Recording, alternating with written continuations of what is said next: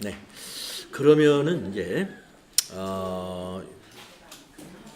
뭐 우리가 이제 비유동 자산에서 무형 자산까지 이제 정리를 했는데 기타 비유동 자산이 무엇이 있느냐? 네.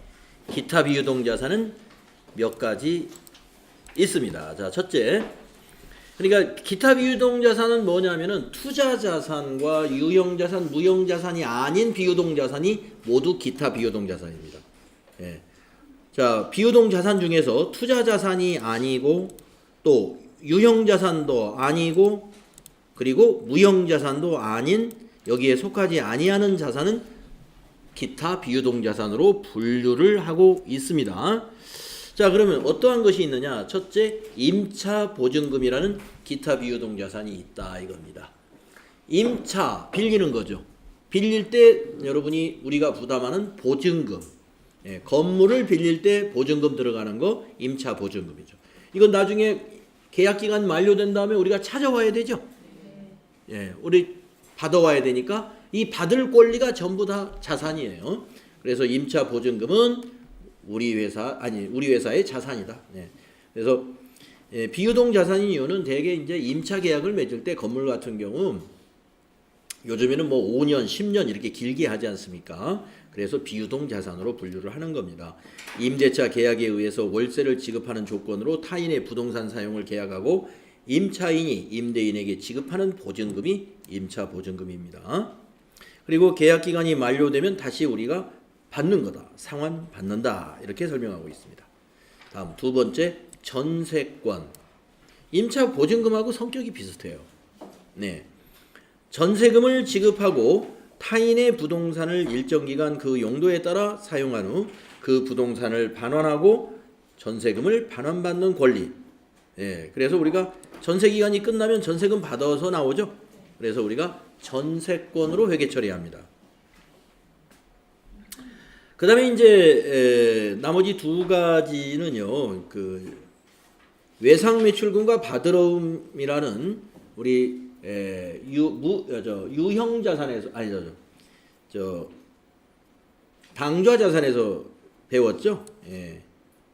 매출 채권, 외상 매출금 받으러움, 매출 채권에서 당좌 자산에 있는 매출 채권. 거기에 앞에 장기자가 붙었어요. 그러니까 우리가 가령 외상 매출금이다 그러면은 보통 월말에 지급하겠다든가 다음 달 말에 주겠다든가 이 정도가 보통 외상입니다. 그런데 상품을 매출하고 1년 이상의 기간 동안 받기로 한 외상 매출금. 그러니까 외상을 했는데 내년에 주겠다고 외상을 한 거예요. 이런 경우는 1년 이상이니까 앞으로 1년 후에 그런 것을 장기 외상 매출금으로 회계 처리하고요. 자, 받으러움도 만기 날짜가 만기가 1년 이상인 것을 장기성 받으러움으로 분류합니다. 특별히. 그런데 이런 경우는 뭐 이렇게 많은 경우가 없을 것 같습니다. 별로. 자, 그러나 이런 개정 과목이 있다. 따라서 우리 기타 비유동 자산에서는요, 임차 보증금이 주로 많이 나옵니다. 임차 보증금이. 물론 전세권도 나올 수 있고요. 자, 그러면 이렇게 드디어 우리가 자산을 모두 공부를 마쳤는데요. 이번에 우리가 이제 또 문제풀이를 한번 하고 가야 되죠. 그래서 복습을 하기 위해서 363페이지부터 369페이지 사이에 있는 문제를 풀면서 우리가 지금까지 배웠던 유형자산부터 풀 차례인가요? 유형자산, 그리고 무형자산, 그리고 기타 비유동 자산을 정리하는 시간을 갖도록 하겠습니다. 이제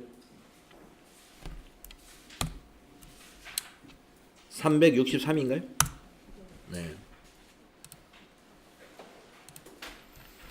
자, 유형, 무형, 기타 비유동 자산에 대한 문제풀이를 한번 보도록 하겠습니다.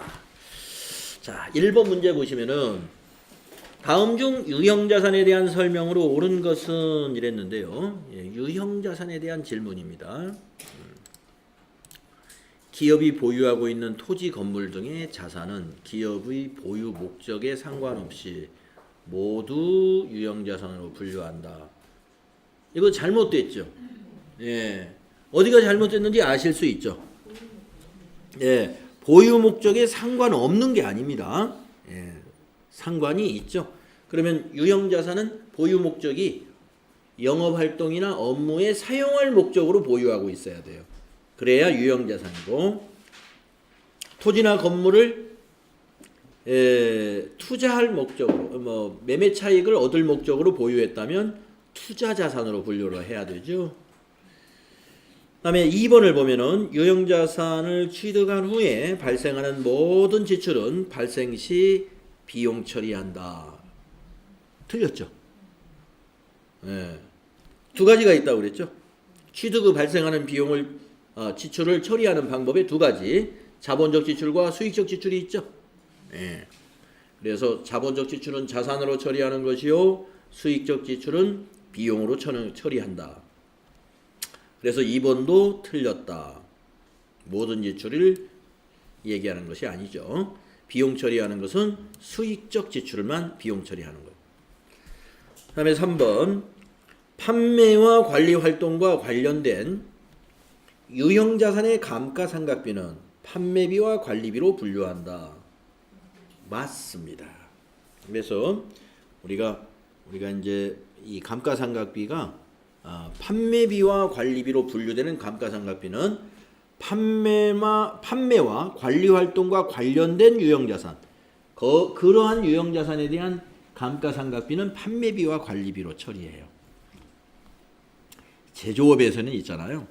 제조업에서는 제조원가에도 감가상각비가 있습니다. 예. 제조원가로 들어가는 감가상각비는 뭐냐면은 생산설비에 대한 감가상각이에요. 생산설비. 그러니까 공장 기계에 대한 감가상각비는 모두 그것도 감가상각비 개념과목, 한글로 된 개념과목 이름은 같은데 제조원가의 감가상각비는 500번대. 예, 우리가 이제 전표 입력할 때. 그 다음에 여기 판매비와 관리비 활동의 감가상각비는 800번대. 이렇게 나눠서 쓰고 있습니다. 예. 그래서 감가상각비는 여기 3번 이게 제대로 설명을 했어요. 그 다음에 4번을 볼까요? 유형자산의 감가상각 방법은 모두 감가상각 대상 금액을 기준으로 하여 상각률을 곱하여 계산한다.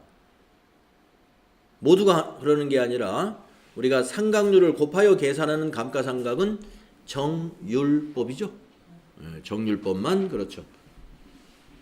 다음 2번 문제로 가보겠습니다.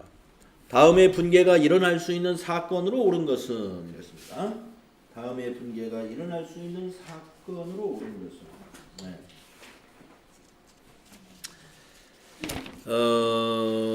차변의 기계장치예요. 자산 증가했고요. 대변의 현금이네요. 이게 무슨 거래인지 감이 오시죠? 예. 무슨 거래일까요? 예, 기계를 샀을 때. 네. 답이 2번에 보이나요? 기계를 10,000원에 구입하고 대금을 현금으로 지급했다. 예. 이 정도 문제는 자신 있게 풀 수 있죠. 다음에 3번. 다음 설명의 가와 나의 내용으로 옳은 것은 이랬습니다. 건물을 정상적인 영업 과정에서 판매할 목적으로 취득하면, 판매할 목적으로 취득한 건물은 뭘로 분류해야 될까요? 이 중에서 예, 재고자산.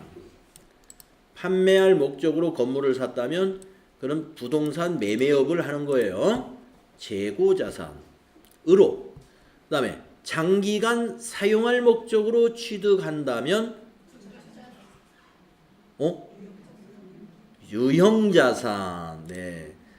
장기간 사용할 목적이기 때문에 만약에 장기간에 걸쳐 투자할 목적이다. 매매 차익을 얻을 목적이다. 이렇게 했다면 투자자산이죠. 하지만 장기간 사용할 목적, 그 건물은 유형자산으로 분류해야 됩니다. 4번에 답이 있어요. 그 다음에 4번 문제로 넘어가 볼까요? 주식회사 한공은 자동차 판매를 주업으로 하는 주식회사 대안으로부터 영업용 자동차를 100만 원에 취득하고 3개월 만기여금을 발행했다. 자, 이거 무슨 말인가요? 자, 주식회사 한공은 자동차를 주업으로 한 판매를 주업으로 하는 대한으로부터, 이게 자동차 회사예요. 대한은, 예. 대한이 이건 자동차 회사. 로부터 자동차를 100만 원에 취득하고 3개월 만기여금을 발행했습니다. 예. 그러니까 영업용으로 쓸 자동차예요. 영업용으로. 예. 그러니까 이 자동차는 한공이 산 거예요. 예. 그냥 이 현대자동차라고 그러지 헷갈리게 대한자동차로 해야지. 예. 현대자동차 하면 그냥 봐도 야 이거 자동차 회사구나 하는 걸 아는데. 자, 이러한 경우 두 회사의 재무제표에 미치는 영향으로 올바르게 묶인 거. 네. 그러면 그냥 답을 찾을 수는 있어요, 여러분이. 일단 답을 한번 찾고 분개까지 한번 해보겠습니다. 자, 주식회사 한공 입장에서 한번 볼까요? 여러분, 한공은 저 자동차 회사입니까? 자동차 회사가 아닙니까? 네, 자동차 회사 아닙니다. 한공에서 자동차를 산 거예요. 예. 그러니까 요 구분을 잘 하셔야 돼. 그러면 한공에서 산 자동차는 유형자산입니까? 재고자산입니까? 뭡니까? 네, 유형자산입니다. 유형자산. 그러면 주식회사 대한은 지금 이게 자동차 회사예요. 예, 대한자동차 회사입니다. 그러면 이 자동차 회사가 돈을 뭘 받았어요? 네, 어음 받았어요. 3개월짜리 어음. 그러면 이 회사는 그 어음을 뭘로 처리할까요? 예, 매출채권 받을 어음으로 처리하죠. 예, 그래서 1번이 답입니다. 이렇게 이 문제는 답만 찾고 가기가 좀 아까워요. 이 문제를. 예, 이 문제를 가지고 우리가 좀 연습이 좀 필요합니다. 예, 그래서 답만 찾기는 좀 아까운 문제다. 그렇다면은 제가 여기서 문제를 2개를 내겠습니다. 자, 1번 문제는 뭐냐? 자, 문제를 2개 낼게요. 1번은 주식회사 한공의 분계, 주식회사 한공의 회계 처리. 예. 한번 써보세요. 그 다음에 2번 문제. 주식회사 대한의 회계 처리.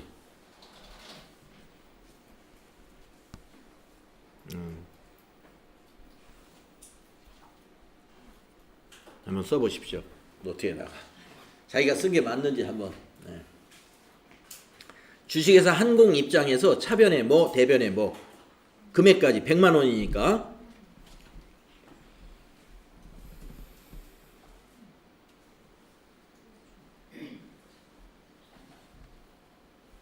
그 다음에 주식회사 대한, 자동차 파는 회사, 자동차 판매한 회사 입장에서의 회계 처리. 예. 이게 뭐 알 수도 있고 모를 수도 있어요. 근데 앞에서 살짝 좀 해본 것이 있기 때문에 한번 아마 할 수 있을 것 같아요, 여러분.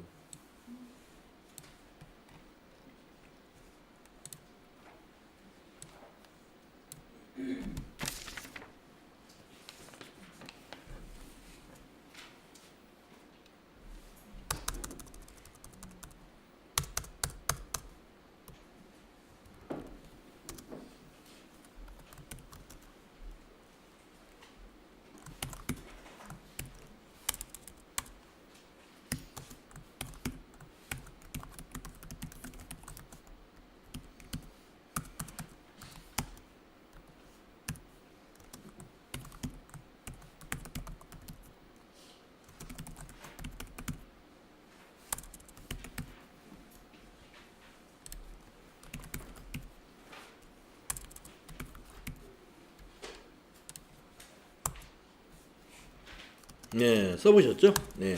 지금까지 모르면 모르는 거예요. 네. 자, 그러면은 이게 주식회사 한공이 더 어려워요. 네, 지금까지 배운 내용으로 보면은 주식회사 한공이 네, 사실은 배웠다고 할 수도 있고 아직 안 배웠다고 할 수도 있어요. 여기에. 예, 그래서 그렇습니다. 다 못해도 상관없어요. 자, 주식회사 한공의 회계 처리는 한번 장선경 씨한테 한번 물어볼게요.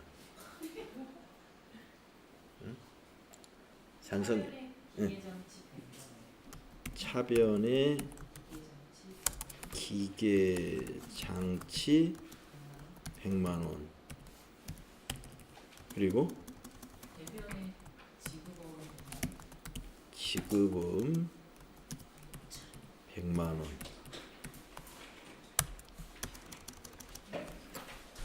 틀렸습니다. 틀렸어요. 차량 운반구. 예, 고쳤어요. 그러면 예, 차량 운반구. 틀렸습니다. 그렇습니다. 네. 대변이 자 지급보험이라고 할 줄 알았어요. 예, 왜냐하면 주식회사 한공이 3개월 만기요금을 발행했다 하니까 우리가 받으러 오면 배웠거든요. 받으러 발행하면 지급보험이란 말도 들으셨을 거예요. 그래서 지급보험일 것이다 그랬는데 여러분 이 지급보험은 뒤에 부채에서 이제 다음 시간에 배우는데요. 이 지급보험은 우리가 매입 채무로 분류하는 개정 과목이에요. 매입 채무요. 네. 그러면 이 매입 채무라는 건 뭐냐면요. 재고자산 매입할 때만 쓸 수 있는 개정이라는 거죠. 재고자산과 관련된 어음일 때만 이 지급어음을 쓸 수가 있어요. 그러면 주식회사 한공이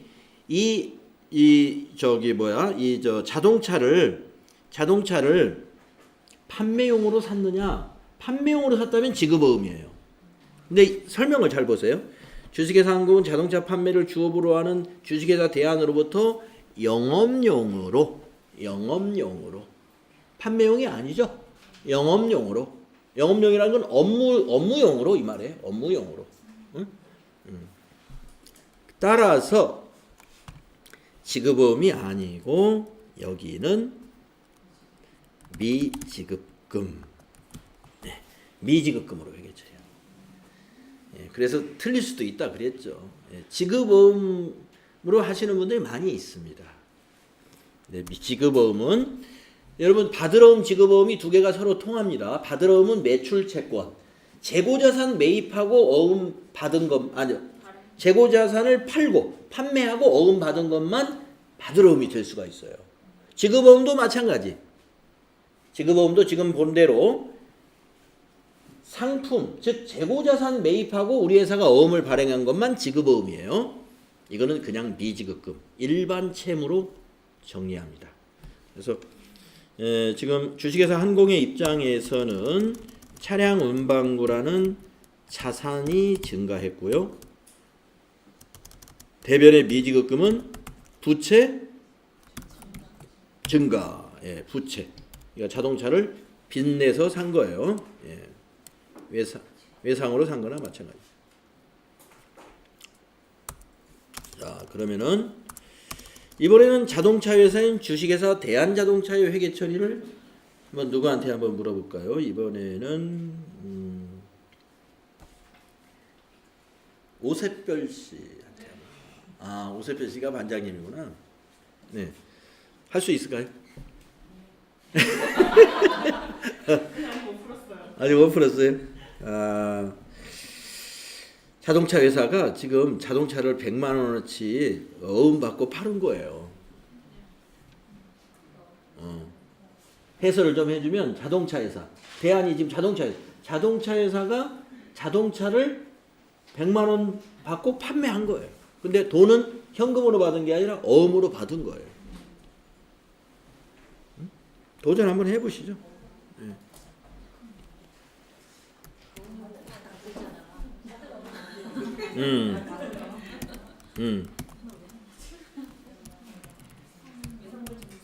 그렇죠. 받으러 음이죠. 차변에. 대변이 뭘까요?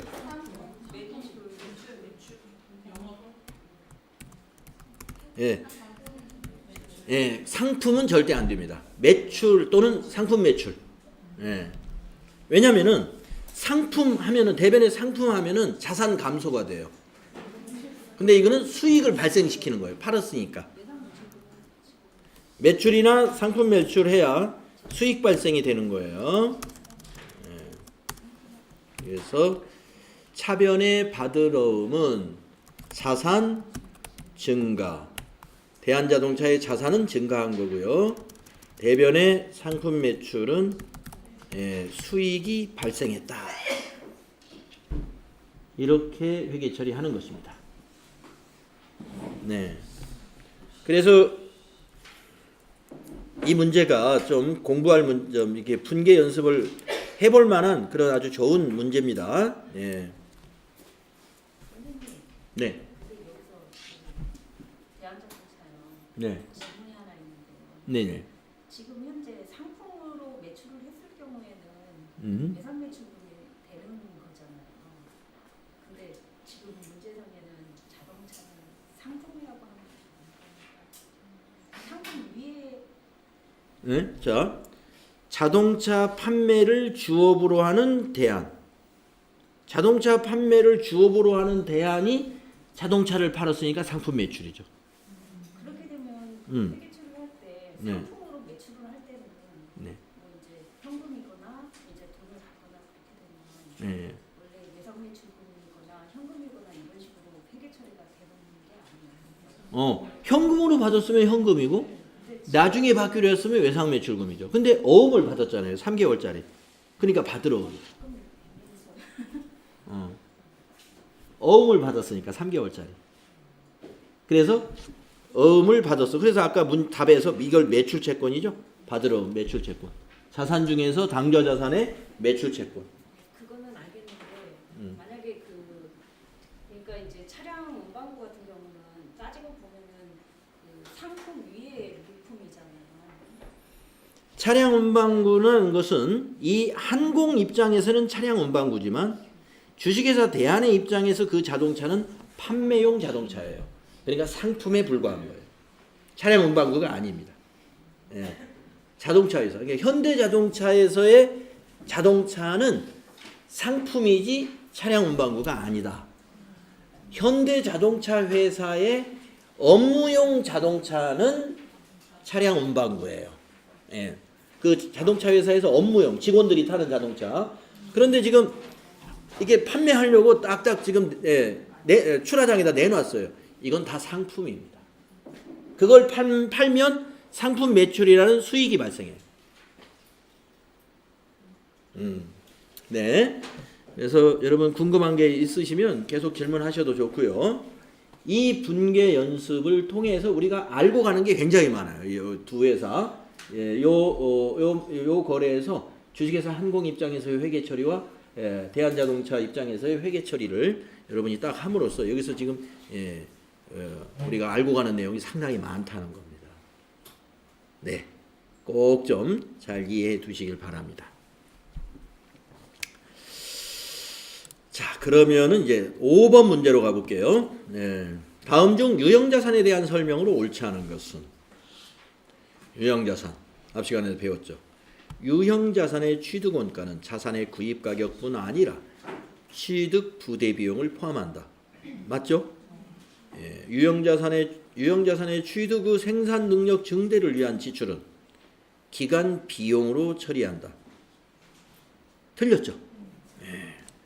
그래서 그냥 비용으로 처리하지 왜 기간 비용이라고 갑자기 했느냐? 예, 여러분 비용이 원래 기간 비용입니다. 왜냐하면 비용이라는 것은 그 회계 기간으로서 그냥 끝나버리죠. 그래서 매 기간마다 비용이 발생한다 해서 기간 비용, 그냥 비용이나 같은 말이에요.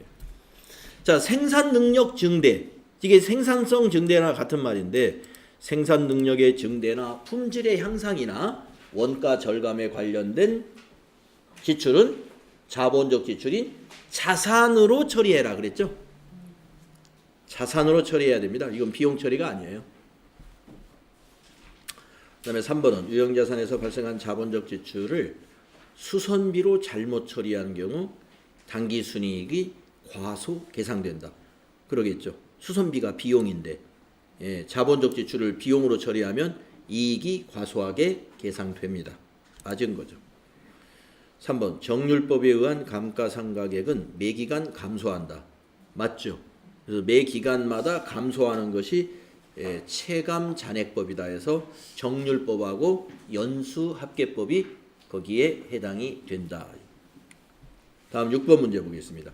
주식회사 한공은 공장에 사용할 기계장치를요 50만 원에 구입하고 매입 운송비 3만 원, 사용 전에 검사하고 설치하는데 2만 5천 원을 지출했다. 기계장치의 취득원가는 얼마인가? 예, 잘 아시네요. 모두 더해야 됩니다. 예, 55만 5천 원 모두 더해야 돼요. 다음에 7번 유형자산 취득 후의 지출은 자본적 지출과 수익적 지출로 구분할 수가 있다. 수익적 지출을 자본적 지출로 잘못 처리한 경우 재무제표에 미치는 영향. 자, 수익적 지출하면 비용 처리하는 것이죠. 그것을 자본적 지출로, 즉 자산으로 잘못 처리했다. 그러면 재무제표에 어떤 영향을 미칠 것이냐 이랬습니다. 자, 1번 이익이 과소한다. 과대하죠. 예. 그 다음에 2번 자본이 과소 계상된다. 예.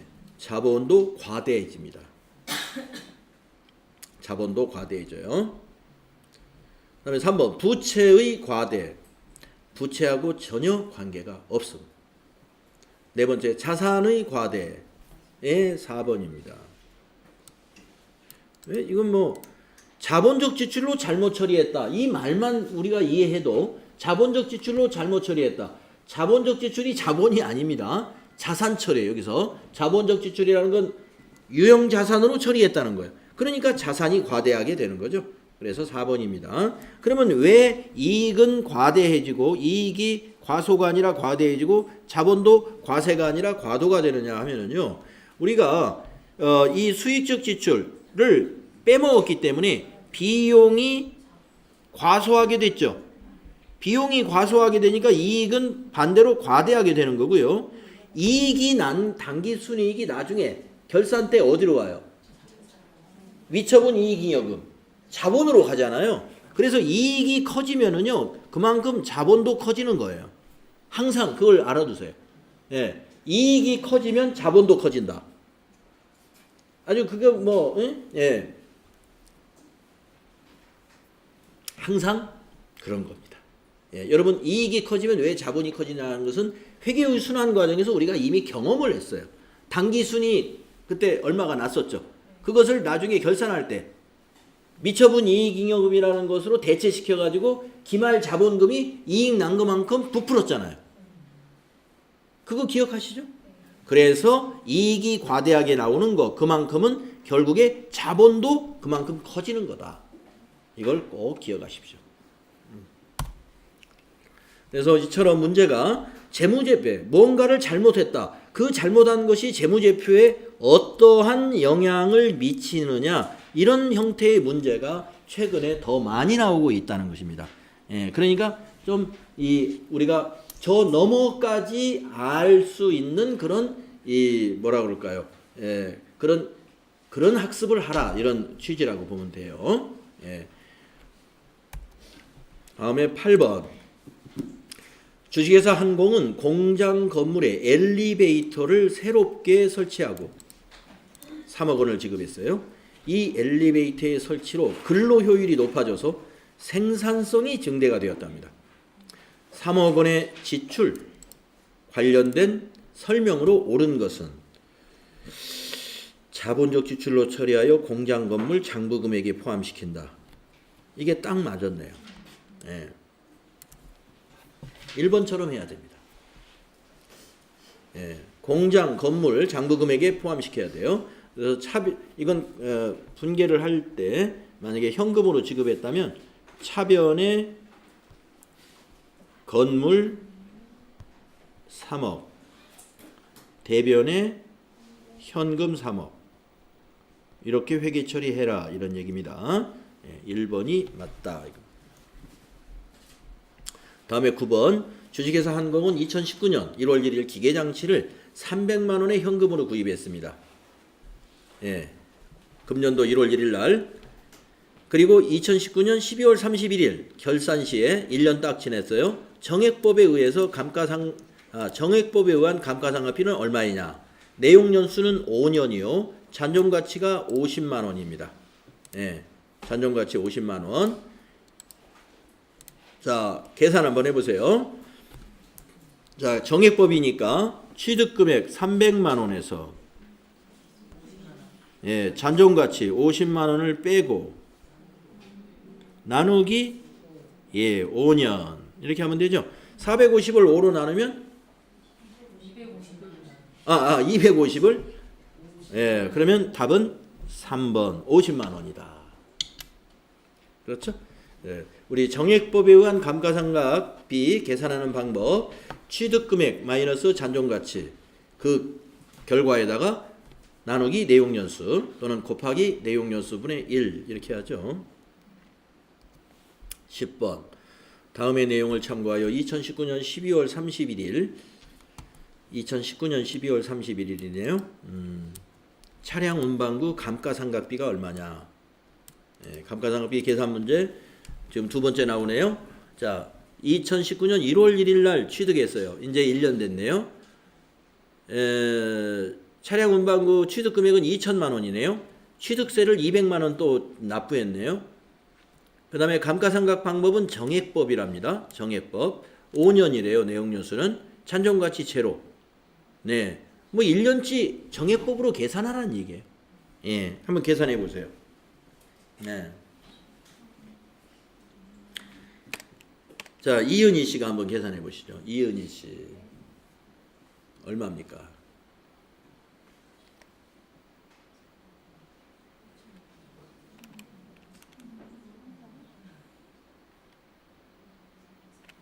(1년치) 감가상각비 계산하면 되는데 네, 440이죠. 예. 왜 440이 나오느냐 하면은요. 취득 금액이 2,200이 됩니다. 여기 2,000하고 여기 취득세하고 합쳐야 돼요. 그래서 2,200을 5년으로 나누면 돼요. 그러면 1년에 440 딱 나와요. 다음에 11번. 다음의 내용을 참고하여 2019년도 기계장치 감가상각비는 또 감가상각비 계산 문제 나왔죠. 자, 취득은 2018년 1월 1일이니까 지금 2년째가 됐네요. 기계장치 구매액은 2천만 원에 구매를 했고요. 취득을 했고 정률법이고요. 정률은 45%. 네. 내용 연수는 5년이다 이랬습니다. 근데 우리가 정률법 계산할 때 내용 연수는 쓸 데가 없죠. 네. 그래서 정률법의 계산 공식을 써보면 취득 금액에서 빼기 감가상각 누계액을 빼줍니다. 그래가지고 곱하기 정률 이렇게 하면 되죠. 예. 그래서 이거는 지금 2019년도 기계장치 감가상각비를 물어봤기 때문에 1년차, 2년차로 두 번 계산을 해봐야 돼요. 1년차 거를 계산해야 감누가 나오니까. 네. 그러면 1년차는 감누가 없으니까 1,000만 원의 45%가 1년차의 감가상각비가 됩니다. 예. 자, 그러면 1년차의 감가상각비를 누구한테 물어보느냐? 임혜영 씨한테 한번 물어볼까요? 임혜영 씨, 1년차의 감가상각비는 얼마일까요?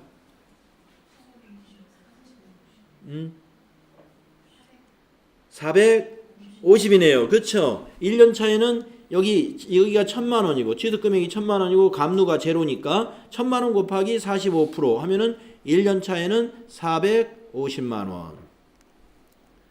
자, 이게 1년차고 2년차는 이제 요 450만 원이 감누에 들어가야 됩니다. 예, 감누에 들어가야 돼요. 자, 그러면 2년차는 얼마가 되느냐? 예. 저기한테 한번 물어보겠습니다. 예. 김경선 씨한테 한번 물어볼게요. 김경선 씨. 대답이 너무 쉬우시다. 예? 자, 2년차는 이렇게 하면 돼요. 취득금액이 얼마예요? 1,000만 원이죠. 예? 1,000만 원에서 그렇죠. 여기 1년 차의 것이 감루로 와가지고 450을 뺍니다. 예.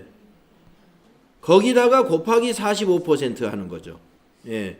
매년 정률은 같아요. 여기 앞에 감가상각 대상 금액이 달라지는 거예요. 이걸 이제 미상각 잔액이라고도 해요. 이 부분을 아직 상각하지 않은 잔액이다 해서 미상각 잔액에다가 곱하기 정률, 이것이 정률법입니다. 그러면 1000만 원에서 450을 빼면 얼마예요? 550. 그래서 계산기로 여러분이 550 곱하기 45% 247만 5천 원이 그래서 답이 되는 거예요. 247만 5천 원이 그래서 2번이 답이 되는 거예요. 왜냐? 2019년도에 감가상각비를 계산하라고 했기 때문에 아까 2018년도에 1년차 2018년도는 450 2019년도에는 247만 5천 원 이렇게 해서 해마다 감가상각비가 툭툭 떨어지죠. 첫 해에 많이 되고 그래서 우리가 정률법을 체감잔액법이라고 하는 것이다 이겁니다. 우리 FAT 1급에서 계산 문제는요. 더하기 빼기 곱하기 나누기 수준이에요. 여러분 뭐 원가 계산 같은 거 할 때 보면 뭐 배분율 막 이런 게 들어가 가지고 방정식도 막 써야 되고 막 그래요. 원가 계산할 때. 그때는 이제 여러분 중학교 정도 중학교 한 3학년 정도 수학 정도는 해야 이 원가 계산 뭐 배분이라든가 이런 것들을 제대로 계산을 해내는데 우리 일반 이런 회계에서는 사칙연산만 계산기 두들겨서 정확히 할 줄 알면 됩니다.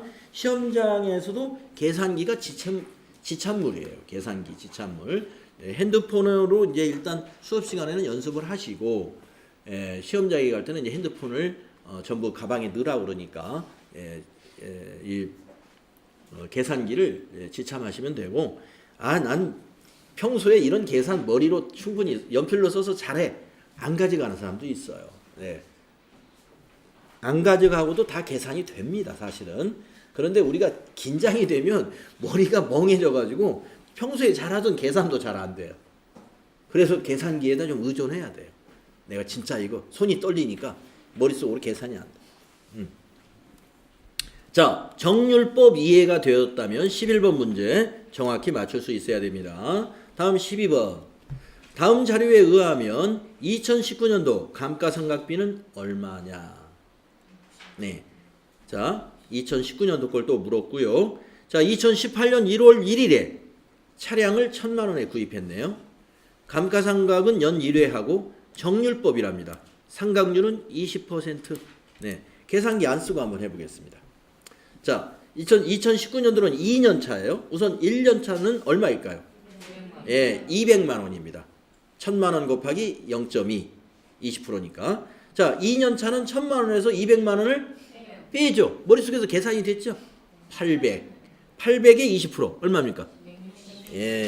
이런 정도 문제는 계산기 안 쓰고도 다 계산이 되다. 다음에 13번 문제 가보겠습니다. 다음은 주식회사 한공의 유형자산에 관한 자료입니다. 자, 항목이 많아요. 2018년 7월 1일에 상품 보관 창고 한 동을 1000만 원에 취득했습니다. 그리고 중개수수료 20만 원과 함께 현금 지급했습니다. 납원도 또 관련이 있어요. 같은 날 취득세 50만 원하고 등기료 30만 원을 현금으로 지급했습니다. 이 등기료는 우체국에서 붙이는 등기료는 아닌 것 같아요. 무슨 등기료일까요? 우리가 그 등기 내는 거 있죠? 등기소, 법원 등기소를 말하는 거예요. 그래서 지금 이 가나가 전부 취득과 관련된 그 자료예요. 그래서 이걸 다 더해봐야 됩니다. 그래서 이 건물 상품 보관 창고니까 개정 과목은 건물이에요. 건물이 얼마입니까? 전부 더하면 1100이네요. 그죠? 부대 비용이 100만 원이고 건물값이 1000만 원이니까 1100이 되겠습니다. 그래서 취득금액이 1,100이다 라는 사실을 알고 답원을 읽겠습니다. 내용연수는 10년이요. 잔존가치는 제로. 감가상각방법은 정액법. 월할상각한다. 월할상각이라는 건 뭐냐? 예, 7월 1일에 취득했기 때문에 6개월치 월 단위로 상각을 하겠다는 거예요. 6개월치. 그래서 라번을 보겠습니다. 2018년도 감가상각비는 적정하게 계산을 했다. 2018년도 거는. 자, 그러면 질문은 어디에 있느냐? 2019년 12월 31일 감가상각 누계액은 얼마인가요? 이렇게 물었습니다.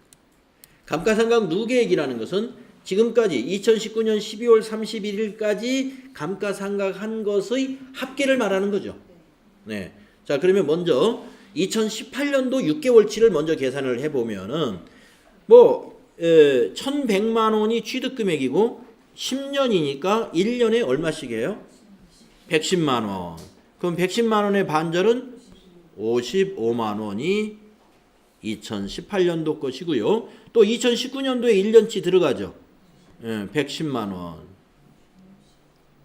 이 두 개를 더한 것이 감누가 되죠. 답은 몇 번에 있습니까?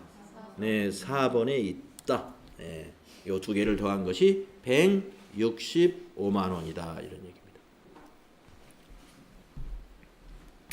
그래서 13번 문제 또 여러분이 풀므로써 월할 상각을 해라 하는 의미를 여러분이 이해했다는 거예요. 정액법에 대한 또 연습을 했고요. 다음에 14번 문제 보겠습니다. 다음의 내용을 참고하여 2019년 1월 1일 차량 운반구 처분 시 유형자산 처분 손익이 어떻게 됩니까? 이렇게 물어봤습니다. 자, 그러면 유형자산 처분 손익을 알려면 첫째 뭘 먼저 알아야 되냐면 장부금액을 알아야 됩니다. 네. 장부금액에서 처분금액하고를 비교를 해야 돼요. 예, 처분금액하고 이걸 비교를 해야 됩니다. 근데 장부금액을 알려면은 취득원가하고 뭘 알아야 되죠? 장부금액은 취득원가 빼기 감가상각 누계액이죠. 감누. 네. 따라서 취득원가에서 감가상각 누계액을 빼야 되니까 취득원가하고 감누를 알아내야 됩니다. 그러면 한번 알아내 볼까요? 자, 취득원가는 어디에 나와 있느냐? 예, 여기 나와 있네요. 600만 원. 600만 원 나와 있어요. 그러면 이제 감누를 알아내야 되는데 감가상각 방법은 정액법이라고 했고 5년에 상각을 하는데 잔존가치가 40만 원이 있다고 그러니까 560만 원을 5년으로 나눠야 되겠죠. 예, 그러면 1년치가 나오지 않습니까? 네. 자, 560을 5로 나눠 보세요. 예, 112만 원 정확히 계산했어요. 그러면 1년에 112만 원입니다. 예, 112만 원 1년에. 그러면 지금 이게 지금 감가상각을 몇 년을 해야 되느냐? 처분을 며칠 날 했냐면은 2019년도 1월 1일 날 처분했다고 돼 있죠. 예. 취득은 2017년도 1월 1일 날 취득했죠. 그러면 112만 원씩 몇 년을 해야 됩니까? 예, 2번 해야 됩니다. 2번. 그러면 112만 원 곱하기 2니까 감누는 224만 원. 예. 자, 이제 다 알아냈습니다. 취득원가가 600만 원이고 감누가 224만 원이니까 600에서 224만 원을 빼보겠습니다. 이것이 장부금액이에요. 그래서 장부금액이 376만 원이라는 걸 알아냈어요. 376만 원. 그러면 처분을 얼마에 했냐면 요 금액에 처분했죠. 400에. 자, 더 비싸게 받았죠. 예, 그러니까 이익인가요? 손실인가요?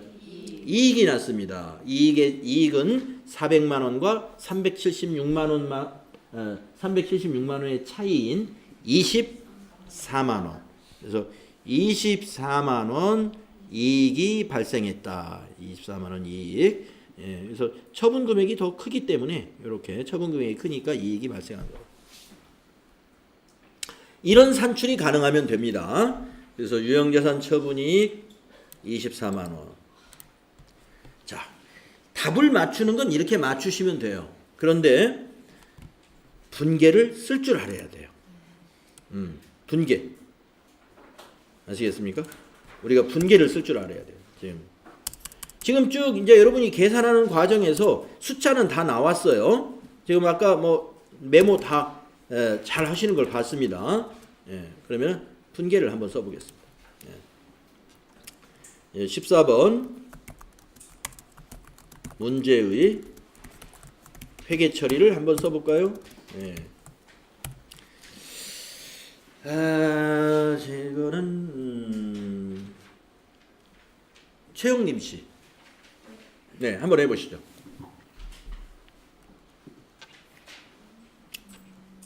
순서는 상관없습니다. 차변 대변으로 한번 생각나는 대로 한번 해볼까요? 사전에 차량 운반부 600만 원, 차변에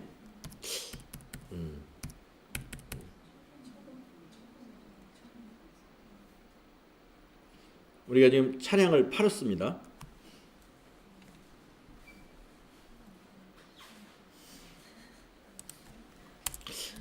대변에 써야 될 것 같은데요.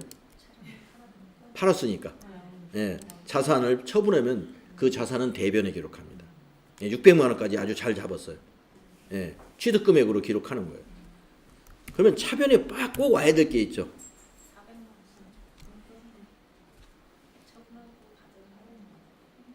받은 금액도 와야 되고, 현금 400만 원? 네, 현금 400만 원. 그 다음에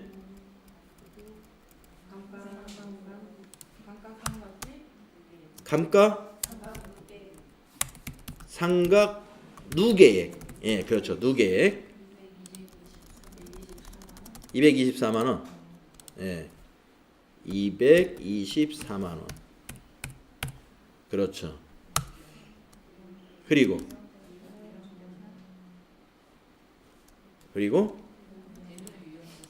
대변에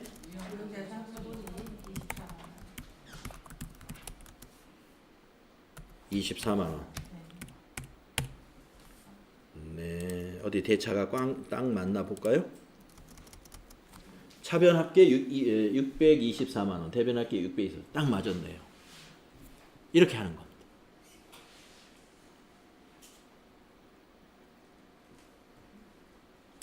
그래서 이런 14번 같은 문제를 만나면은요, 우리 공부하시는 분들의 입장에서는 그 답만 맞추고 가시지 말고, 우리 회계 공부는 회계란 분계로 시작해서 분계로 끝난다는 말을 제가 첫 시간인가 한 적이 있어요. 두 번째 시간인가요? 꼭 분계를 해서 이걸 알고 가야 됩니다.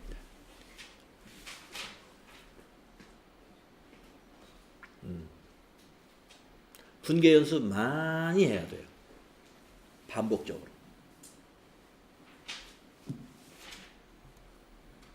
반복적으로.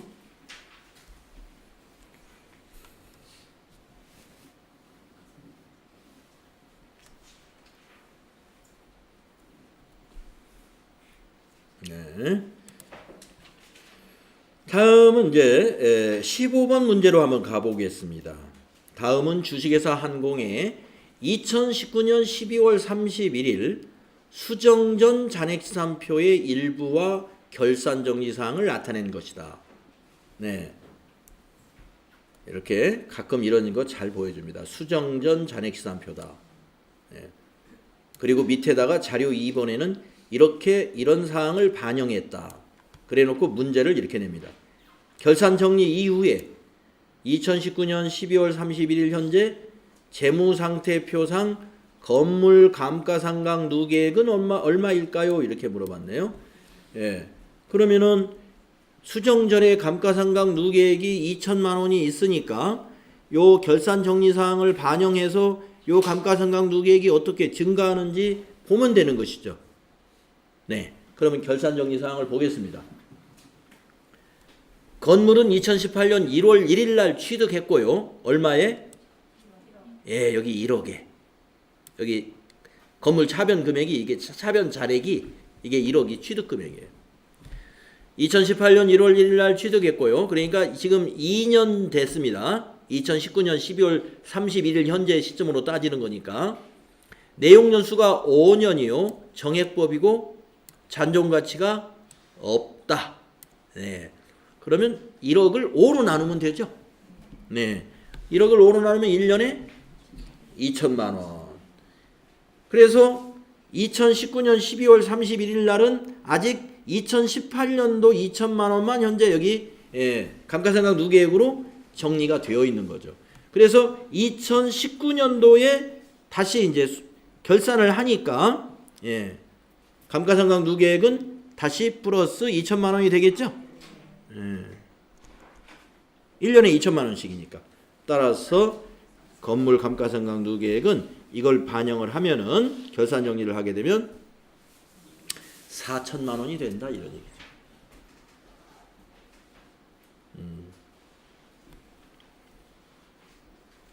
잘 정리가 되죠? 자, 다음은 이제 16번 문제. 16번 문제. 이렇게 T 계정 2개, 3개 그려놓은 거. 정신없다고 생각하지 마시고 이걸 잘 볼 줄 알아야 됩니다.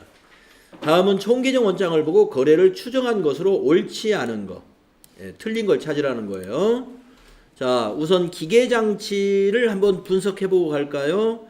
자, 기계장치를 한번 분석해 봅시다. 여러분 기계장치 요거.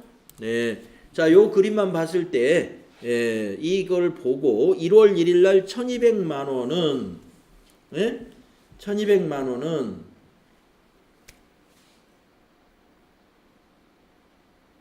임혜영 씨. 제가 아까 물어봤구나. 김경선 씨. 김경선 씨, 이 1200만 원은 뭘 의미할까요? 기계장치 1200만 원. 취득 금액. 사온 거. 취득 금액이라고 해야 돼요, 이제. 우리가 회계를 공부했을 때는 취득 금액이다. 사온 거. 일반에서는 사온 겁니다.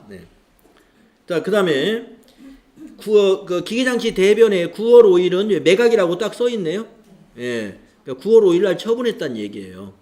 그렇다고 1200만 원에 처분했다고 오해하면 안 됩니다. 우리 매각할 때는 원래 취득 금액을 대변에 기록하는 거니까. 자, 그다음에 감가상각 누계액을 한번 보세요. 감가상각 누계액을 보면은 1월 1일 기초가 1000만 원이에요. 그러면 전기까지 감가상각한 게 1000만 원이었어요. 그런데 이것도 9월 5일 날 매각을 했기 때문에 감가상각 누계액을 상계시켜야 된다. 그렇죠. 이걸 상계시켜야 된다고 그랬죠.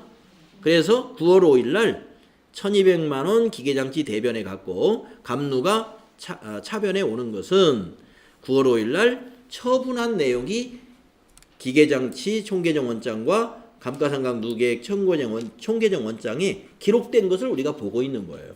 조금 전에 우리가 실습했던 그 엑셀에다 제가 T자 그려가지고 보여준 그 그림하고 똑같은 그림입니다. 자, 이제 밑에 추가적인 걸 볼게요. 9월 5일 기계장치를 200만 원의 외상으로 처분했답니다. 여기 처분 금액이 나오네. 이날 200에 처분했어요. 처분 시 당기 감가상각비는 없는 것으로 가정해라. 그러니까 9월 5일 날 처분할 때 원래는 1, 2, 3, 4, 5, 6, 7, 8개월치 감가상각비 거기에다가 9월 1일부터 9월 5일까지 5일치 8개월하고 5일치의 감가상각을 하고 회계 처리해야 되는데 처분 시 8개월 5일치는 없는 것으로 하라는 건 그냥 감가상각 누계액은 그냥 요 1000만 원만 가지고 회계 처리하는 걸로 하자 이 말이에요. 자, 이해가 됐죠? 자, 그러면 1번 문제 보겠습니다. 기계장치 처분 시 유형자산 처분이익은 제로다. 자, 유형자산 처분이익이 제로인가를 알려면은 취득금액하고 장부금액을 비교해야 됩니다. 취득금액은 아까 여기 1200만 원 알아냈어요. 그러면 장부금액을 한번 물어볼게요. 김유진 씨한테 한번 물어볼까요? 김유진 씨. 어디 계시죠? 그죠. 김유진 씨구나. 장부금액은 얼마일까요?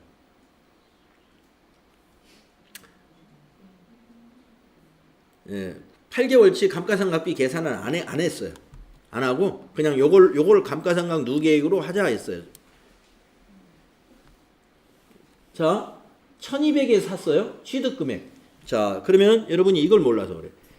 장부금액이란 무엇이냐? 자, 장부금액 계산할 줄 알아야 됩니다. 장부금액은 취득금액에서 취득금액에서 감루를 빼주어라 이거예요. 자, 취득금액은 이거고 1200이고 감루는 1000만 원이에요. 그러면 이제 알 수 있죠? 얼마일까요? 200만 원이잖아요. 장부금액은 200이다 이거 200. 여기 취득금액 1200 빼기 1000만 원이니까 200만 원이다 이거. 그러면 처분을 얼마에 했습니까? 200에 처분했죠. 여기서 이 설명이 나오죠. 9월 5일 기계장치를 200만 원에 외상으로 처분했다. 200에 처분했단 말이에요. 그러니까 취득금액 그러니까 장부금액이 200인데 처분을 200에 했기 때문에 요 1번은 맞다 이겁니다. 처분이익은 없어요. 손실도 없고 맞죠? 다음 2번. 전기말 재무상태표에 보고된 기계장치 장부금액은 200이다. 네, 200 맞습니다. 전기말도 그렇고 단기도 그래요. 왜냐하면 단기 거 감가상각비는 없는 것으로 한다 그랬기 때문에. 그 다음에 3번. 기계장치의 취득원가는 1200만 원이다. 네, 확인했고요. 그러면 4번이 틀렸겠네. 1, 2, 3번이 다 맞았으니까. 자, 기계장치 처분 시 외상 매각대금 200만 원은 외상매입금 계정에 기록한다라고 했습니다. 여기 200을 외상으로 처분했으니까 외상매입금 계정에다가 기록한다라고 했습니다. 이게 틀렸어요. 자, 그러면 유은경 씨 어디 계시죠? 네, 이거 틀렸는데 이거 뭘로 기록해야 맞을까요? 외상대금 200만 원을 외상매입금 계정에 기록하면 틀려요.